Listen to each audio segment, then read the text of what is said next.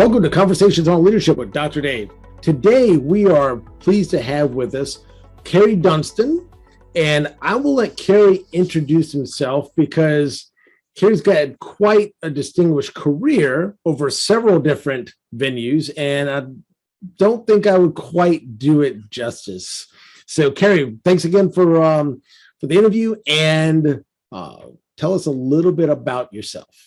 Hi, David. It's a pleasure being here. And I guess quickly, if I go back, seems like forever ago, but engineer by trade. So I studied engineering in university, engineering management and aerospace engineering. Actually wanted to be a pilot, but instead of going up, I actually went down. So I actually ended up being a submarine officer in the Navy is how I started my career, and spent 8 years with the U.S. Navy, and something I'm extremely proud of. And if I was to do it all over again, I would do the same thing. I think it's a great experience, and certainly set me up in a great way from a leadership perspective. But got out of the Navy, went in, got my MBA, and then started in the automotive industry, and primarily in operations leadership. Was plant manager in several locations, and also did a what call stint in marketing strategy. Went to England as a plant manager, and then took over European operations for another automotive company there.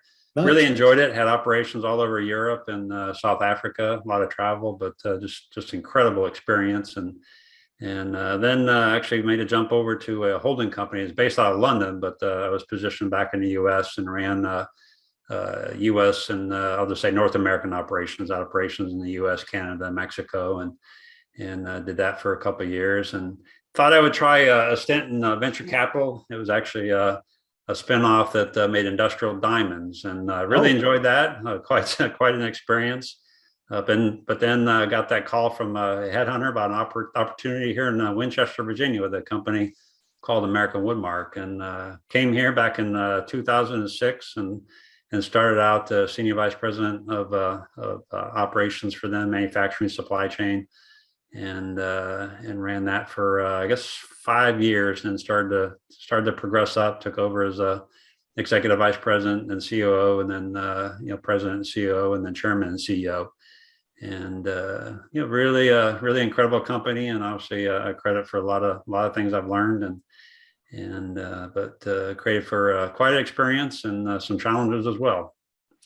No doubt. How did the transition from, say, automotive over to, and then you're doing the industrial diamonds, and then over to how did the manufacturing, how was it similar, and how was it a different beast? Yeah, it's interesting because I actually went from the holding company I went to, actually the company I worked for in that holding company made non-wovens. So went from automotive to non-wovens. Automotive is obviously very discrete manufacturing. I made engines and then exhaust systems. And going to non-woven. Non-woven basically is it's a product that the equipment runs 24/7, 365 days a year. So it was an incredible experience. I got really heavily involved in Lean and Six Sigma in my automotive days, and I brought a lot of that to the non-woven. So we actually were running the Lean projects 1 week at a 1 week Kaizen events. Wow. And saving a few of them saved close to over $1 million in 1 week, just in uptime. So if you take equipment that's supposed to be running 24/7, and you start talking about single minute exchange of dies and so forth, where you're taking hours and hours out of changeovers, you had major benefit to the bottom line. So it was a great success. And what I really found throughout my career was yes, the operations are different, but leadership is leadership. And it's not about the technical expertise you bring into the manufacturing processes. It's the leadership that you bring into the processes, and the ability to motivate and inspire and obviously drive the organization towards common goals. And that's really what I did. In that case, it was a lot of Lean and Six Sigma, and then just developing common goals for everybody, and raising the morale, and really focus on culture and so forth. And I found that to be pretty consistent regardless of where I went. Nice. I'm honestly kind of surprised that they didn't have as many Lean projects going on in the non-woven for something that had to run 24/7. You would think that would be the most important thing that you would do, is to make sure that thing was running 24/7. So that's pretty interesting. They went over there and brought that from the automotive industry, but they didn't have that at a fairly robust level to begin with. Yeah, you actually I found in most places I went, it was not robust. Even the automotive world, a lot of them were just getting started. This was late 90s and early 2000s. So, of course, lean had been in place for a while and many companies, Six Sigma was still growing. Right. But it was not as widespread as what many thought, or if it was, it wasn't really truly ingrained in the culture. And that is a key difference, that I tried to bring is it's not just about going out and trying to do some, very one-off, Kaizen events. It's truly changing the way you think, the way you look at the world, the way you look at problems, and you start to understand the system at work. And that's where I really started to get engaged in systems thinking and so forth. But it has to be a change in the culture, that to drive success. You can't just go out and say, I'm going to, start doing Kaizen events and be successful. So it was some of them, all of them, I think it had done lean events, but they were not really successful with regards to the implementation of the lean way of thinking. So you mean the flavor of the month won't work? Exactly. It's amazing because it was. That's what most companies, and not to discredit prior work, many did, but it's just it's not easy to come in and change the culture and get people to start thinking about not what am I doing now, but what do we want to do to make sure that we're doing something differently in the future, and how do we change this process, to truly make it capable. And what does capable mean, right? And it's amazing when you think about what it takes to make a process capable from a true Six Sigma. I love Six Sigma. Really drove, I arrived at my plant in England, and about 2 weeks after I got there, I got a call from my boss telling me that the plant had just been placed on the closure list. And obviously I said, no way am I coming over here to be the American that closes the plant. I said, give me 2 weeks to see if I can get with my team and come up with a solution, at least to give us a fighting chance. And we did that. We came with the plan. They said, we'll give you a year. And within that year, I mean, I drove Six Sigma deep into the organization and including my own training. I got, Six certified as a black belt, and I truly changed the way we approached every problem to make sure people understood what it really means to be in control and capable. And the good thing is that plant is still there today. So it's probably one of the most proud accomplishments I have in my career, is recognizing that the work the team did to save that plant really paid off. Wow, no, that's awesome. I tell you what, it's amazing what one thing you mentioned as far as driving it into the culture, and that's one of the things about leadership, lean, Six Sigma, anything of that front. If it's, if people see you changing all the time, like I said, then it does become the flavor of the month. The distrust is bred, and they're like, okay, this will be gone. They'll forget about this in a few months, and no one's ever going to buy into it. So, making that choice to push that down that far into the organization, whatever the initiative, and know that the commitment is there to it, is huge. So, that's awesome, and glad to hear that plant is still there, because you're right. You don't want to be the foreigner that comes in and you're like, oh, wait a minute, my face is going to be all over the closure of this plant. Like, yeah. not quite. Nope. I can see where that's not going to turn out really well. But first question that we had was, what does leadership mean to you, and what does good leadership look like? Yeah, I was saying in simplest terms, leadership is about influencing others. And I think throughout my career, what I've really tried to emphasize with leadership is ultimately it's a power to really have a positive influence on the life of others, to truly touch the lives of others. And, it's a challenge for leaders, obviously, because, when we get into leadership, and we'll talk about some of this a little bit later, I imagine, but we always want to think about leadership with regards to the output and our ability to influence others and so forth. But, sometimes we forget about the challenge it has on us, right? And the ability to really, understand our emotions and the impact our emotions have and so forth. But, it's amazing when you think about, the context of leadership. Most people tend to think about in terms of work, right? But when you think about the ability to influence others, now you're talking about life leadership, and often, a course that I teach, I teach people that if you truly want to be successful at work, if you want to be a leader at work, you have to become a leader in life. And that's where leadership, I'll say it opens the door for successful leadership and the power of leadership. And when you think about what good leadership means, I think it's hard to sit down with a leader, and interview them and say, okay, you're a good leader, or look at them and say, okay, you're a good leader. I think you have to go in and see the environment that a good leader creates. Obviously, just being a leader doesn't mean you're a good leader, hence the question. Right, true. I think we've all worked for some leaders that we would probably say, maybe they're not the best leader. We still learn a lot. But to me, it's about the environment they create. And, if you can walk in the door and you can just kind of be the fly on the wall, maybe, and look at the environment, you see an environment where people walk through the door and they can truly be themselves. They can be true to who they are.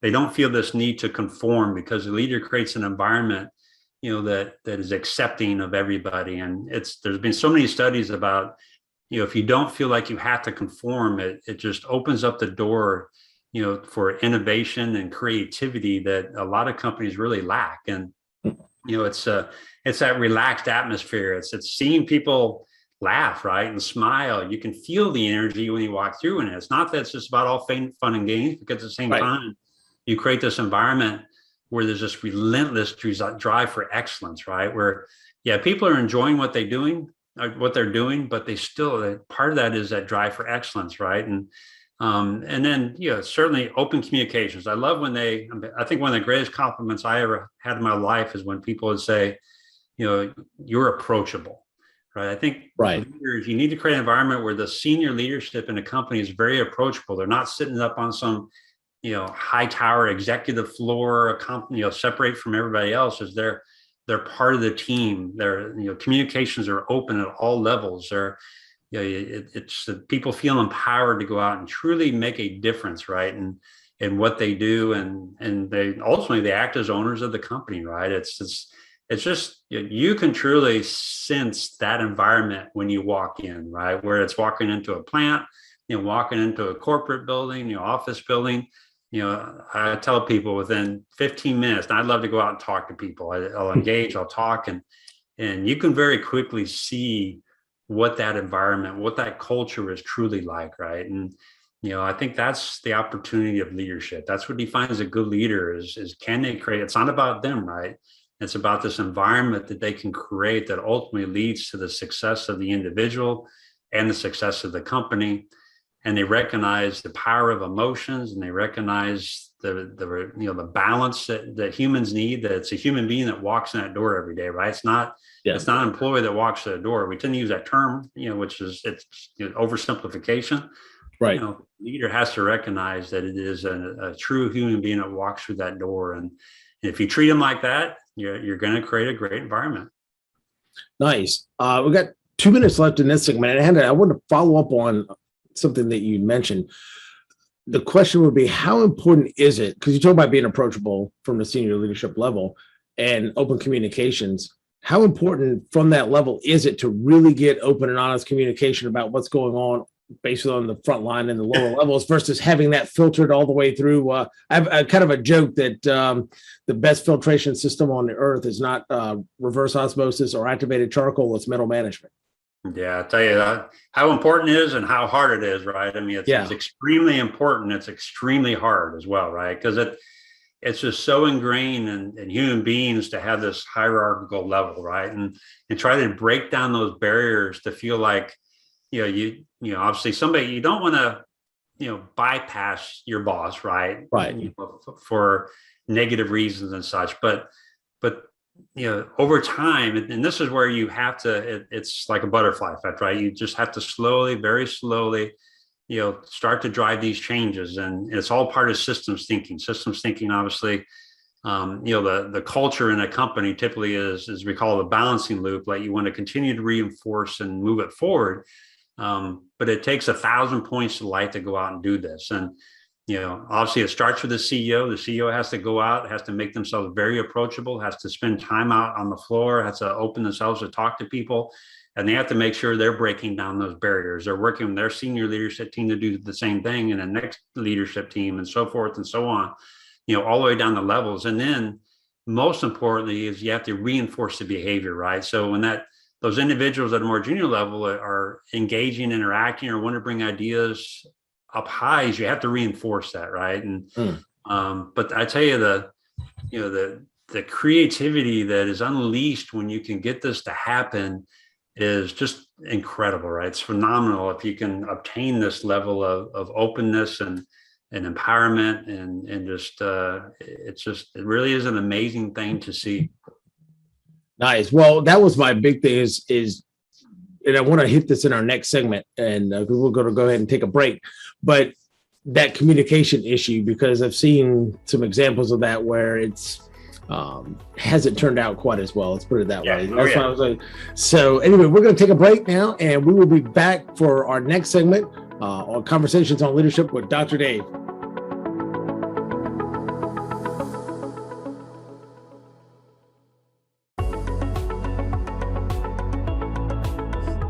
All right, we are back.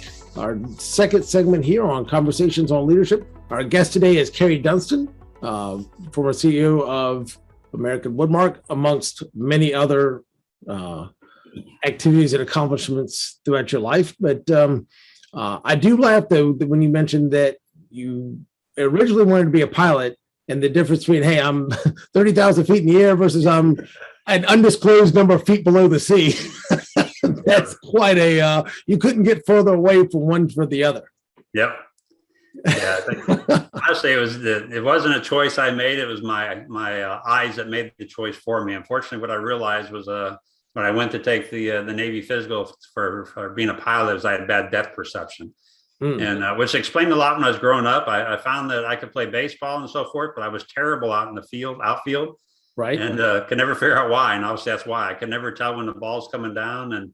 And same with golf today. I have to have somebody when I hit the golf ball. Well, two challenges. Number one, the golf ball never goes where I want it to. But well, that's all of our challenge. As soon as I hit it, I can't see it. My depth perception is just absolutely terrible. So that prevented me from being a pilot. And honestly, I was just walking down the hall and saw a sign on the nuclear Navy and realized how selective it was and the pride that goes into it. And it was just an incredible career. So I really enjoyed it. Nice. No, it's quite it's not an easy process by any stretch, especially growing up in Hampton Roads and living, not far from the largest naval base in the world. Yeah. Hampton Roads. It's you realize that some of the specialty teams and some of those selective services, how intense it is when you get to know some of the folks. So yeah, no minor feat by any stretch. That is. Yeah, I actually spent a couple of years down in Norfolk. I taught at the submarine warfare school down there for 2 years. So. Oh, cool. Yep. Yeah. So when the base was open, you would get, actually that's where I got my master's at Troy State and it was on one of their satellite campuses for Troy State University had a satellite camp. A bunch of folks had satellite campuses on the naval base when pre 9/11, when you could actually come and go from the bases. Right. Those days, right? Not anymore, but yes, it was, you need to be able to kind of go and be able to interact and be in that kind of environment. And like I say, growing up around there, when you leave there, you realize that how much. It's like, wait a minute, there's no military around here. What what gives? You're so used to seeing it everywhere that it's the way of life. Yeah, when you leave that environment, it's different. But our first question that I wanted to kind of run past you in our second segment was, what's one of the biggest leadership challenges that you've had to face? Yeah, this was an emotional one for me, because actually when I joined Woodmark, I actually joined in October of 2006, and as most will recall, the housing bubble crashed shortly thereafter, and obviously leading their operations, and at the time obviously I was forced to make some very, very challenging decisions for the company, and including obviously the layoffs and ultimately the closure of what ended up being 6 plants across the country.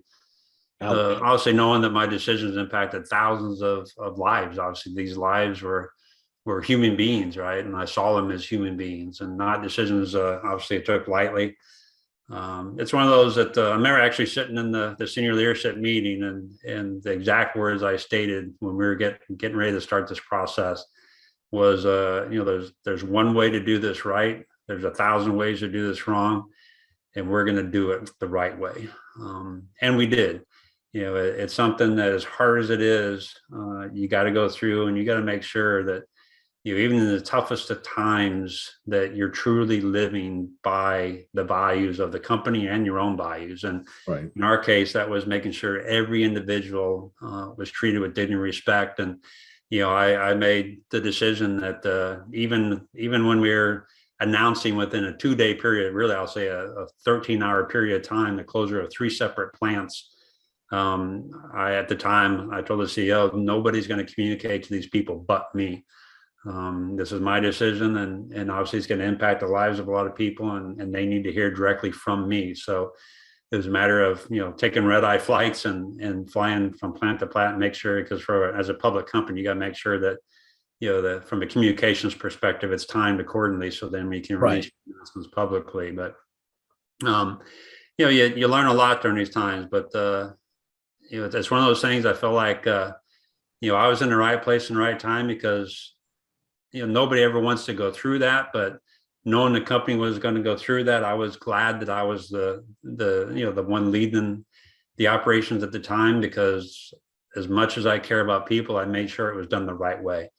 And it was done the right way. And I tell you, it was extremely emotionally challenging. I mean, even remember the last announcement I made at the last plant that we closed. And, obviously all employee meeting communicated it. And obviously you can imagine emotions that go through the crowds. But I actually remember, and I had to literally almost run away from that into a private room. And I crashed. It was just so amazing. I literally collapsed and just emotionally drained, emotionally, physically. And because when you go through this entire process as a leader, what you know is you absolutely cannot make it about yourself, regardless of what emotions you feel, how hard it may be on you, is that it's never about yourself. You have to make sure that 100% of the decisions you make are about the people that are being impacted. And it was tough. I learned a lot, I grew a lot. But at the same time, like I said, it's something that I'm glad I was there to make sure it was done the right way. But it was definitely a very challenging experience. And I can imagine even more challenging after the story you were saying about, hey, give me a year and keeping the one plant over there in England from closing down. Exactly, yeah. And knowing that you had done that over there, but at some point, reality is, okay, we can make these cuts and the company continues to survive. And tens of thousands of people still have a job versus, we're not going to make the tough decision. And now all of a sudden, we don't have nobody has a company to go back to. Yeah. I mean, obviously the Great Recession hitting, obviously anybody in the building products category was obviously impacted significantly. We had businesses drop 70%, right? So you hang on as long as you can, and you try to, and we did, we pulled everything through. We tried to save, and we did save as many, positions as we could. And, but at the end of the day, obviously either everybody suffers or you have to start making these challenging decisions. And honestly, part of it too was strategic in the context of bringing in the operational changes that I was making. We were not going to need as many plants coming out of it either. And so we're going through and making these cutbacks. I also knew that, of course, nobody knew it was going to last as long as it did. We were thinking a year to 2 years max, but 4 years later, coming out of the Great Recession, I absolutely wanted to position the company to be the most successful cabinet company, in America and potentially in the world.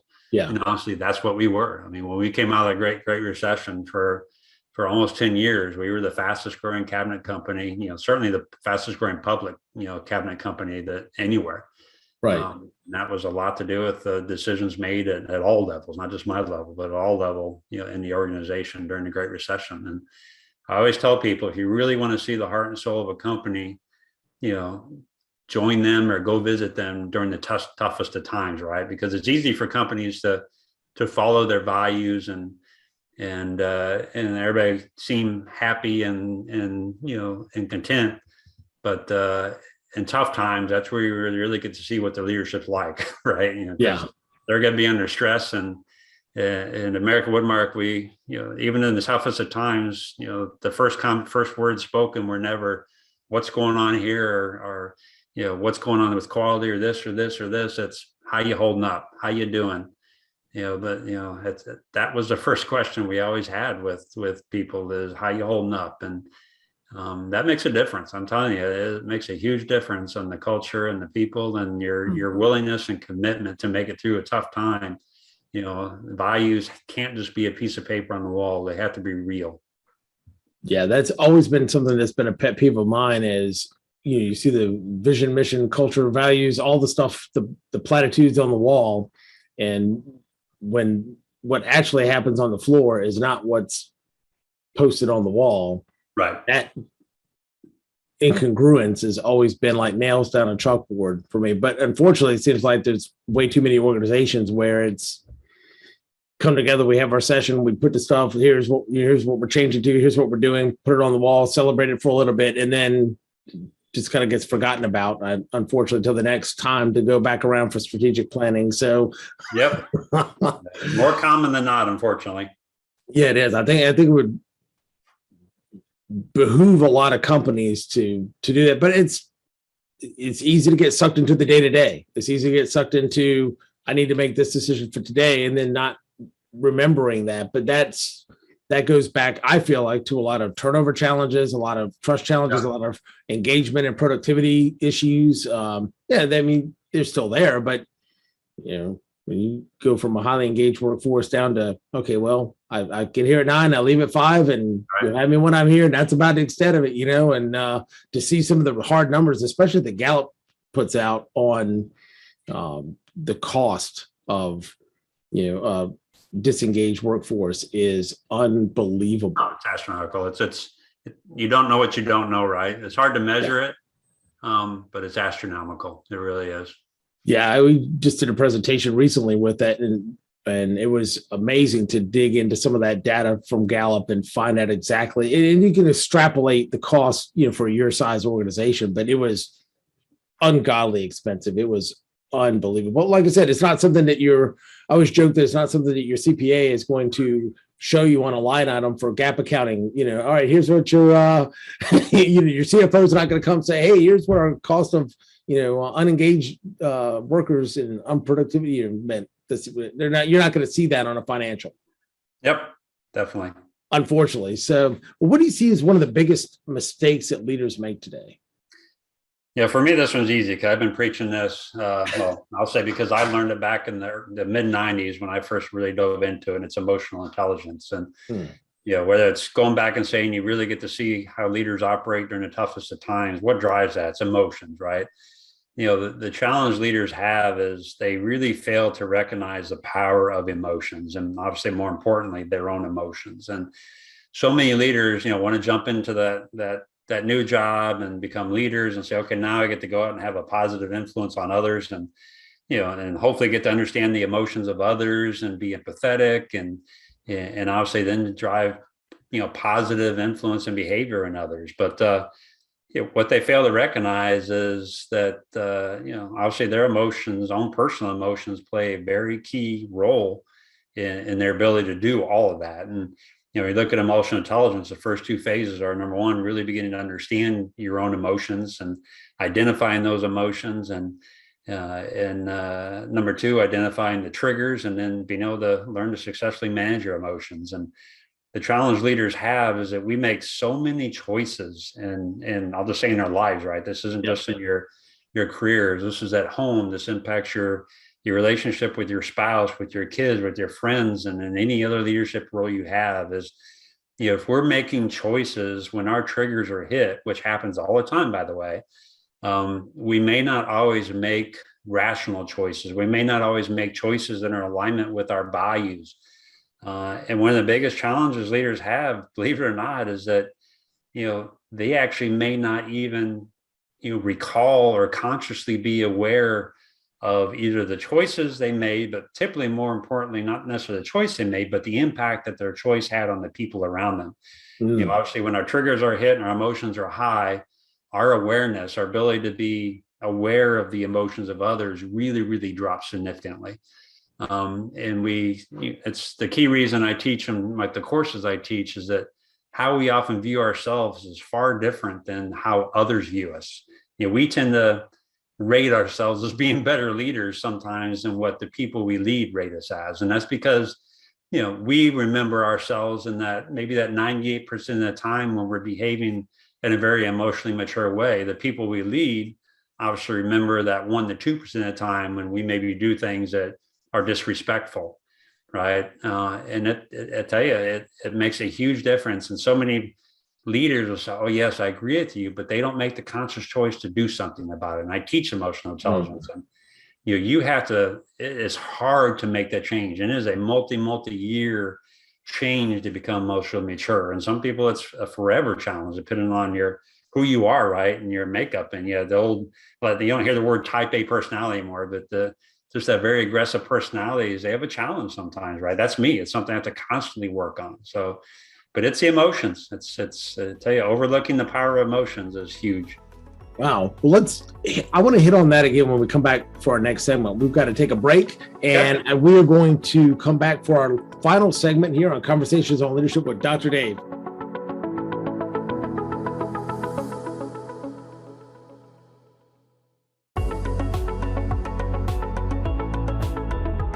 Welcome back to Conversations on Leadership with Dr. Dave. We were just speaking with our guest, Cary Dunston, about the question, what do you see the biggest mistake leaders make today? And we're on the topic of emotional intelligence and actually understanding your emotions, being able to control them, seeing some of the triggers, all that entails as far as not just success in work, but success in life. So I wanted to continue that conversation before we got into our kind of final questions for the segment. But you were talking about triggers, and one of the things, there are two books that aren't specifically emotional intelligence books, but seem to fit very nicely into the topic that I wanted to discuss. One of them I actually have on my wall up there, the Charles Duhigg, The Power of Habit, and the other one is from Marshall Goldsmith, actually called Triggers.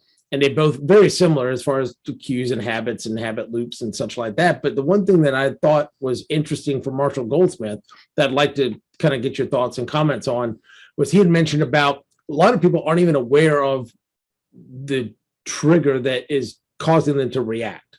So they have it's almost an automatic, it's a trigger and a reaction, a trigger and a reaction. And then, but that conscious awareness of it creates just that quarter-second gap, just that enough of a gap that prefrontal cortex can jump in and say, hey, stop.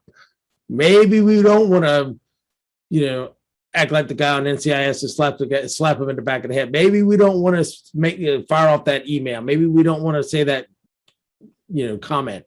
So talk a little bit about what Marshall was talking about as far as like that trigger reaction and the awareness and that building in that time to be able to actually do something about it. Yeah, I think there's two important distinctions people need to understand when you start thinking about emotional intelligence and triggers. And you have to learn to separate the emotion from the behavioral response, right? And you'll never hear me use the word control when it comes to emotions, because that's impossible. You cannot control your emotions. And so many people focus on, I should not be feeling this emotion. And so, no, that's not the issue, right? You're human. You're going to feel the emotions. Those triggers are real. Those triggers your whole life are always going to more than likely drive that same emotional response in you. But what you can work on is the behavioral response to the emotion, right? So obviously when your triggers hit, your emotions start to ramp up, your goal is not to allow them to ramp up to a level of what I call a point of no return. Is you have to be able to cap it at a very, very, and to your point, it's almost instantaneous. You might have under a second to consciously make that choice. And by the way, you absolutely have the ability to make that conscious choice. Am I going to let myself ramp up, or am I going to say, no, I'm not going to allow this to happen. I'm not going to allow my behavior to be negatively impacted, right? You have that choice. People need to understand that. So how do you obtain it? Well, obviously, I don't have time to go into a course on, emotional intelligence, but there are ways to do it. I mean, honestly, when I started this back in 95, I wore something simply as a rubber band on my wrist. When those triggers are hit and your emotions start to ramp up, your mind can do one thing, right? So either you can allow your mind to ramp up, or you consciously make the choice to reach down, grab the rubber band, let it go. And yes, it stings, but honestly, it's more the action of your brain telling you to reach down and obviously grab that rubber band, pull it back, let it go. You're giving yourself a second and a half worth of time to make that conscious choice, right? So it does come down to choice. And that's the hardest part, humans and leaders have to be able to do, is to say, no, this is not acceptable. It's not okay when I say 1% of my life or 2% of my life. It's okay if I hurt people. It's okay if I act irrationally and disrespect somebody. No, it's not, right? It's not okay.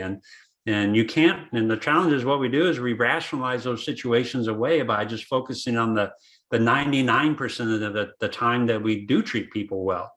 That doesn't work, particularly as a leader, right? And obviously, as you grow as a senior leader, it works even less. As it doesn't mean you're not going to make mistakes, right? But you're going to build, what we call a bucket. You're going to build your emotional bucket, and you are going to have bad days, right? But when you're there for others, guess what? When you make mistakes, people are going to know, that's not Cary. Something's going on, and he's really struggling with, and you can draw from your bucket when you need it. But I tell you, you have to really build that bucket. And it doesn't mean you're excused to disrespect somebody, but what you'll learn over time is to become extremely self-aware and observant. I actually use my photographic memory sometimes to go back into situations very quickly if it's on break or anything, and look at people's expressions. Particularly as a senior leader in positional power, you have to be very, very careful of the words you choose and the emotions you show.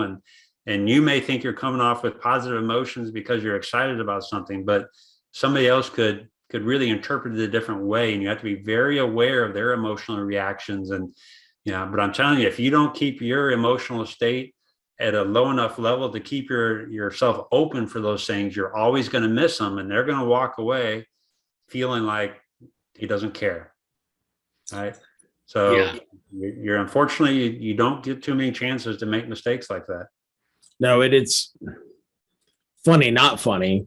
The funny, you talk about that in a work environment, in a leadership environment, but think about even if something is off the wall, but similar as you have an entertainer or you have a public figure or you have something, it just takes that one time of doing something stupid, saying something stupid or whatever, and being caught on, there's a cell phone everywhere recording something, and what ended up happening, a whole career lost over not even the 99% and 1%. It's just 1/100th of 1%, that one out of a million incident that they lose control, and then all of a sudden they're done. That's it. Have a nice life.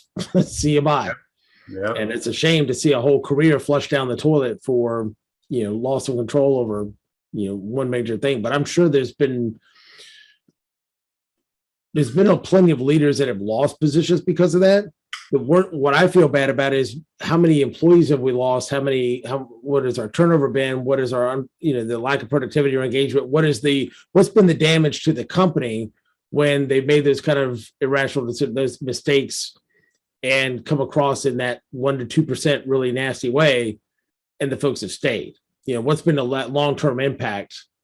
No, that's when people look at the, those values on the wall and say, just a piece of paper on the wall.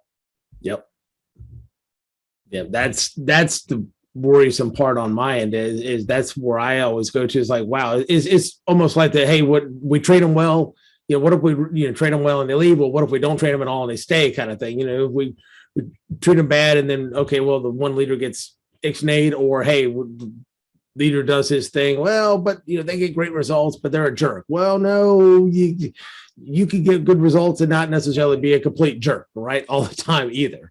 And so, but with those people staying, what just the bigger impact that multiplies across the organization is just astounding. But so what do you think is one of the best ways leaders can improve their leadership skills overall? Well, this just continues the conversation we were just having, right, about emotional intelligence. And I think what leaders have to make a conscious choice of is to be willing to invest in themselves. And that doesn't mean going out and reading more books and learning technical skills on how to, supposedly be a better leader.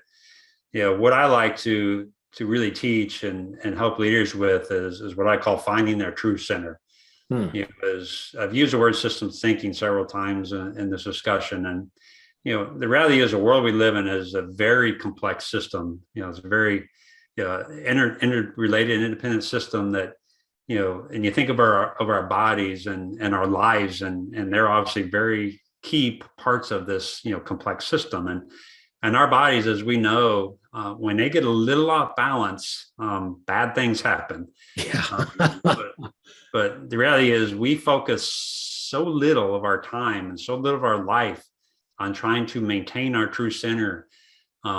Despite accepting that, we all know we tend to throw out this term, balanced life, but we tend to think of work life. Well, it goes far beyond work life. It's all life, right? There is no work life. It's life, period. And within that life, we have various buckets of things that are very, very important to us.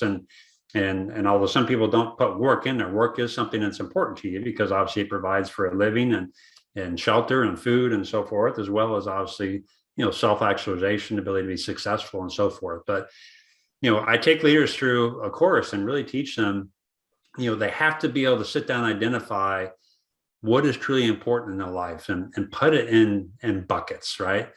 And then step back and say, okay, are we truly living our lives in alignment with what's important to us? And you'll be amazed. You get a class of 20 people and 19 people. Oh yeah, absolutely. I'm living my life. Okay, let's talk about that, right? Because that is the easy answer. That is where we tend to rationalize things away and convince ourselves that we're living our lives the way we want to live, our way we would hope that we're living them versus the way we're truly living them. And once again, it goes back to emotional maturity and the ability to not be emotionally aware of our own self and the impact we have on others and so forth. And perfect example is I like to give folks is, okay, we have these buckets, and those buckets, by the way, have to equal 100%, right? There's one person, there's one of you, right? You don't have a little mini me running around supporting you that's picking up the extra 20% of workload and so forth. So when you take those buckets and you start to divvy up, okay, here's 100% of my time in a given month or week or year or whatever, and I put it in those buckets. Okay, when I get that job offer now, right? That I've been working hard, that job offer comes along, it's a great new title, I get my new office, and oh no, yeah, I get that nice pay raise, right? Well, guess what? My emotions kick in. I go home, I'm all excited. I'm telling my spouse, that, hey, I got the new job offer, yeah, it's going to be a couple of days of work, a week of travel, and additional hours and so forth. But man, look at this pay, and we can do this. Oh yeah, we can do this. So you go and accept the job, right? Well, what you should do is step back and say, okay, here's this job offer. Let's step back and say, what choices do I have? Well, should I accept it or I don't accept it? If I accept it, okay, it's going to take an extra, if I'm traveling 2 days a week, well, that's 2 days away from home. Okay. So if you take the sleep out of that, and then the additional incremental time at work in the job or in the office itself, let's say it's an extra 15 hours or 20 hours a week I'm going to be working. Right. What bucket am I going to take that from? Am I going to take it and then sit down? Okay. Are you going to take it from your family? Oh, no, I can't do that. Okay. Or are you going to take it from your friends? Well, no, you're going to take it from your faith or your health or your self-time, whatever these buckets are that you describe. Where are you going to take it from? Rarely does anybody actually go through and rationalize that away and make a very, objective, analysis of what bucket am I going to take it from? They just rationalize away, and what does it ultimately impact? It depends, right? It depends. A lot of times it's your health because you get less sleep. Sometimes you typically are going to, well, if you're traveling, you're absolutely going to spend less time with the family, right? Well, right. How does that impact you? And at the end of the day, when you get through this, you come off balance, right? You're not living your life with what's important to you based on the choices you made. And what does that do to you? Well, obviously, look at your emotional state and your state of mind. Okay. There's no way you're going to become a successful leader now because you're off balance, you're off center. It sounds so simple, but it is the most important thing any leader has to do is to step back and take care of themselves first and be able to consciously make these choices in life about what's really important to them, and then making the very difficult choice sometimes to truly live their life in alignment with what's important to them. This means you actually, sometimes if you, a lot of times people feel like, well, if I dedicate more time to my job, I'm going to be more successful as a leader. Sometimes it's the opposite. Sometimes if you do a much better and very conscious job of better balancing your life as a whole, you're going to become a far better leader and therefore a far successful leader at work or in life, and both. It's amazing how, people make these leaps of extraction about associating time and commitment and effort at success at work versus, that commitment and effort to balancing my life, and ultimately how that's those, challenge or controlling and managing those variables in your life are going to better impact your ability to be a successful leader, right? It seems so simple, but it is the number one challenge leaders have, the number one reason for failure in leaders in life, but also on the positive side, the number one way for leaders to become successful and have a much happier life. It's amazing the impact it has on your life and your health, your happiness, your family, and everything related to anything that you determine to be important in your life. It's amazing the impact it can have. Wow. Well, that's the I like how you talk about it. There's really no work-life balance. It's just life. It's just, okay, well, like I said, like you said, a great analogy. What bucket are you taking it from? Because it's going to come from somewhere. If you're throwing another 20 hours a week plus into work, and I had a gentleman I mentioned one time, this isn't a 40-hour week job. Well, understand that in any kind of salaried management position, but on the other hand, it's not, doesn't necessarily mean it's a 60 or an 80 either. Right. Yep. And at some point you're like, hey, okay, well, how many plates can you juggle? And like I said, where's that extra time? Where's that extra commitment and the energy coming from? But I like what you said, as far as I feel like you maybe make better decisions when you're more in balance. It'll be more effective than trying to, stomp the gas when you're still, stuck in the mud, and you're spinning your wheels, you're busier, you're working harder, but you're not as effective. No, you're not as productive, and there's really no comparison between the two. And once again, it comes back to that ability to be a leader in life. And if you truly want to be a leader at work, you have to learn to be a leader in life. And obviously, there's no way you can be a leader in life if you're not balancing your life, if you're not living your life. And I always talk about the power of story. And when it's your last day on this earth, and you look back and you say, "Is this a story I wanted to write?" Yeah, if you go through your life and you're not writing the story you want to write, you're not going to be happy. You're not going to be successful at work. And the good thing is our story up to today is only the story we've written up to today. Tomorrow is another chapter, and we can make different choices when we wake up tomorrow, and we can put that new stake in the ground that says we're writing a new chapter for our lives, and we can start making change. And there's it's a great thing about emotional intelligence versus what we kind of refer to as IQ. Is emotional intelligence is not hardwired. It's a behavioral change, and we all have the ability to make the choice to become emotionally intelligent. And it's every expert out there tells you emotional intelligence is far more important to your success than what IQ is. Wow, no, it's absolutely true. And like I said, it seems like the higher you go in an organization, or the more important it is, and not even just for high performance in general. So they could literally talk for hours on emotional intelligence, because I know we're both huge fans of that in leadership. But we're coming to the end of our segment, and I wanted to get you to tell listeners how they can connect with you, tell a little bit more about your course, things that you're involved in right now. How can they connect with all the goodness that's Cary Dunston? Yeah, a lot of things going on now. The good thing is that, I guess good or bad, I am focused very much right now on the training aspect of it and giving back, to others through my training. And so, certainly, willing to provide training to businesses and organizations. And, good thing is I do have, I mentioned Life Leader. Well, I actually have a course. It's called Life Leader 360. It's obviously taking that 360-degree view of your life and recognizing the importance of everything we talked about today, including finding your center. And the first step, it's a 4-day course that, the first one I'm doing is actually through the local Top of Virginia Regional Chamber of Commerce here in Winchester. It starts January 26th is actually the first day of it start. Registration is still open, I believe, if it's not full. But it runs for 4 consecutive Wednesdays. And, day one, we start off talking about, what we just talked about last question on finding your true center and learning to balance your life and being willing to make that investment in yourself as a leader, and recognizing the importance of creating that solid foundation, so that you can have, a balanced system. And then it allows you to go out, and because in the next, day 2, 3, and 4, do get into more hardcore leadership, materials and so forth. We'll use role playing and really good open discussion just to drive, some of the challenges that we all face in leadership. And, it's, people oftentimes want to jump to those day 2, 3, and 4s, right? You got to be willing to make that investment in yourself to go be that leader. And so, I don't have any books. I've had several people tell me I should write a book. We'll see. Nothing in the works right now.